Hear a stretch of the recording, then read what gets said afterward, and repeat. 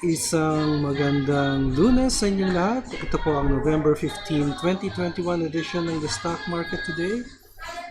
40 days na lang, Pasko na. Naririnig niyo ba yung Christmas song? Sana po hindi po masyado maingay. Ito po ang lingkod Benji Chidoro. Ako po ay isang retired bank officer na nagsimula mag-invest sa Philippine stock market in 2007, and I do this report daily, which I started August of last year. I also report the latest news on your favorite and most active stocks. If you like the content, I invite you to subscribe to my channel. If you have stocks in mind that you want reviewed, please comment on the comment box and I will prioritize. Ang ating financial news ay tungkol sa LTG. At gayon din naman sa Cebu Air. At gayon din naman we will be touching on San Miguel Foods and Beverage. Kasama po ang ating financial headlines at ang resulta ng trading sa ating PSE ngayong araw, November 15, 2021, dito lamang sa The Stock Market Today. Don't go away.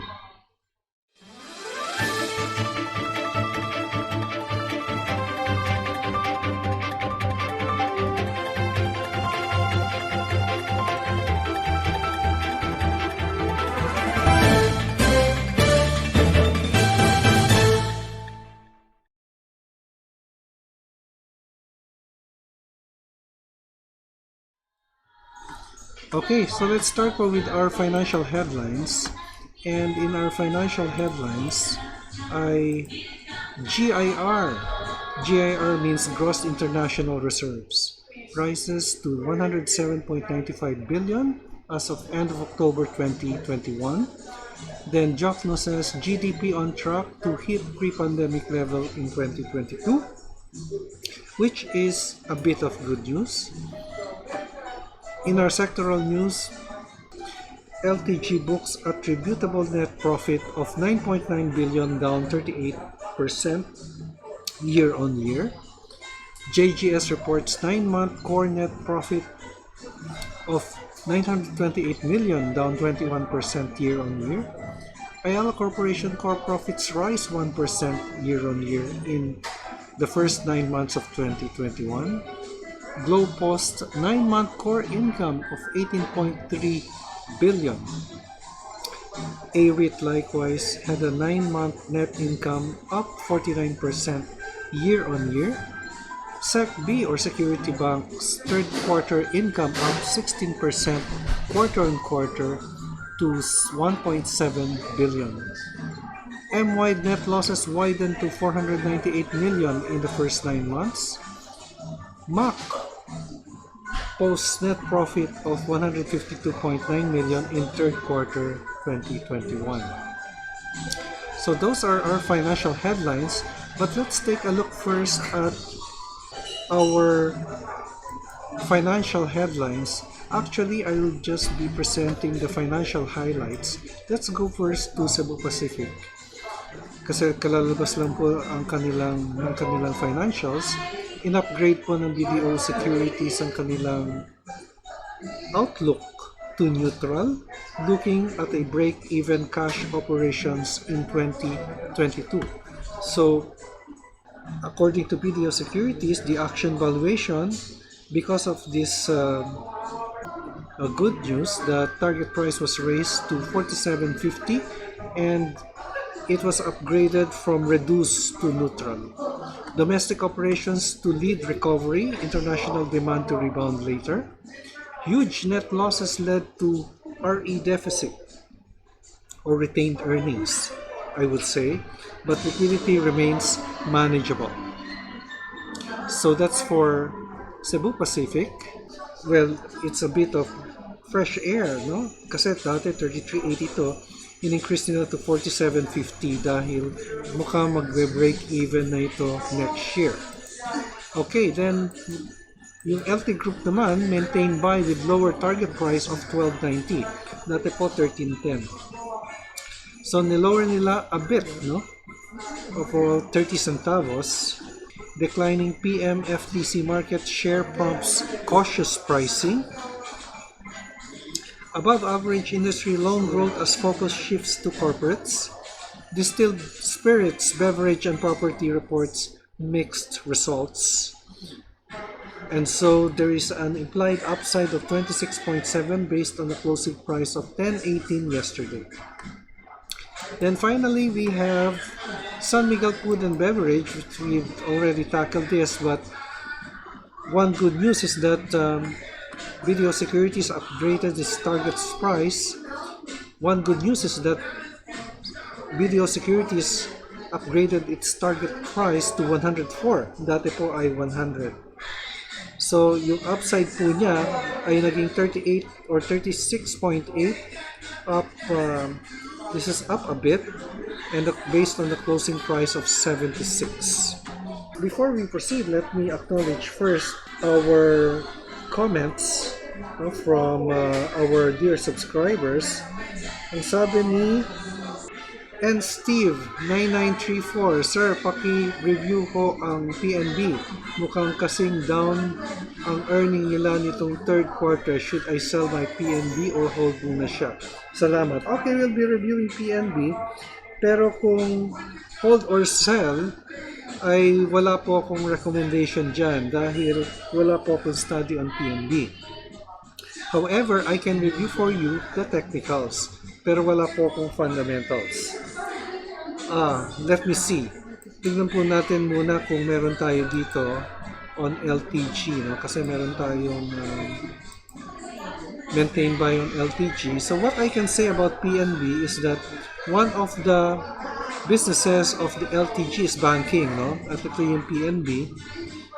Not much. It doesn't say very much.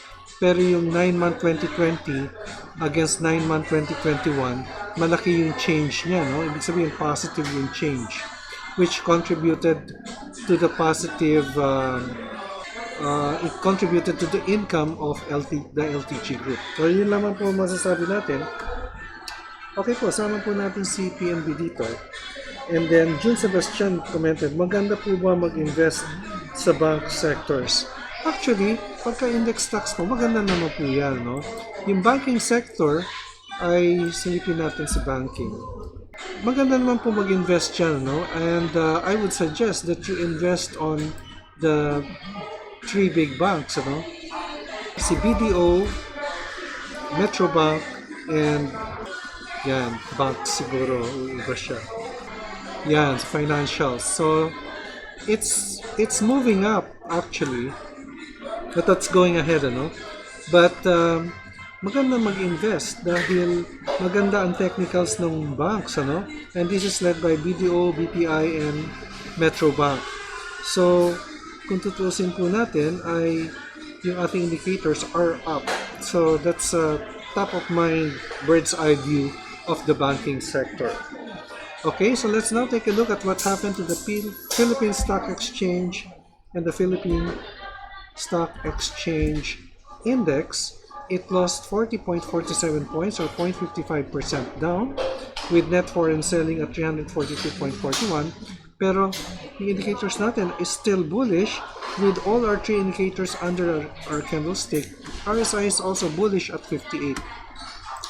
Ngayon po, pagdating po sa summary, ay tignan naman po natin kung ano nangyari sa kanya. 124 companies declined, 71 advanced, while 42 remained unchanged. The all-share index also declined, but it ended almost flat, 13.15 points down, or 0.33% flat po ito. All the sectoral indices are down, and this was led except for the holding companies, which is just ended almost flat at 0.01%, ano? But mining led the losers at 3.24%. Ngayon po, we'll be reviewing the following stocks. Reviewin po natin ang inyong mga request.